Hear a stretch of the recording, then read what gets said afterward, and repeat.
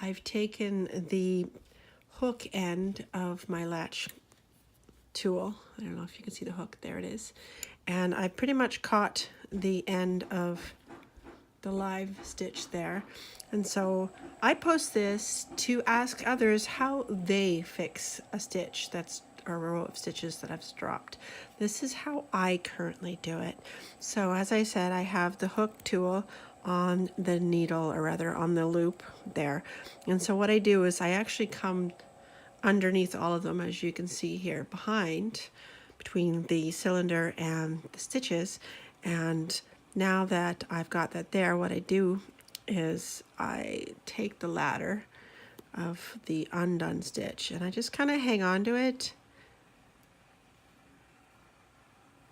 I know some people use the latch hook tool, but I haven't really done that. So once I find that you get started with this, it's fairly easy, but please feel free to share with me any of your own fix-its and how you do, because that would be really awesome. All right, so here we go. So I've caught it and I'm just going to do that. And now that I've flipped it over, it's going to continue showing us the rib stitch on this side because it's of course knitting. All right, so I find you can just easily do it if you just repeat what you were doing. Of course, it's going to be faster when I'm not on video. That's the way it works. So if that makes sense, hopefully that it is. It does. So all I do is latch all the way up without a latch hook, just kind of make sure that I am repeating the process to remake the dropped row. And then this troublesome one will go back on the needle, which is below the cylinder here on the edge. Now, of course, if you find that you get to the top, yeah, I can see, you can see that. What you could do if you don't want to stretch down into the nestled area there is you could just simply mark that area or just kind of stick something in the way so you don't drop the stitch. I mean, one way certainly is to take your little latch hook tool of some sort.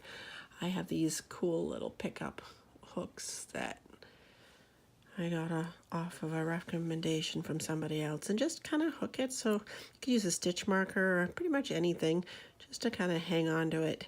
Then as you continue, you know, actually what I usually do, I don't know why I'm doing that. What I usually do is I just grab my dental perio tool and I just kind of stick it there. Now it can't drop back down and it'll pretty much stay in place until I continue working around on the other stitches.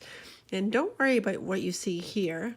This is just the tail of my join of the previous row that I hadn't yet, or on this row that I haven't yet kind of tucked in on this row of stitches. All right, well, that's it for me today. Thank you so much for listening. And again, please, I do encourage you, if you could be so kind, is to try to share with me how you latch up dropped rows of stitches, because, you know, it happens. All right, my name is Karen Ramel, and I wish you all the best. Thank you very much. Bye.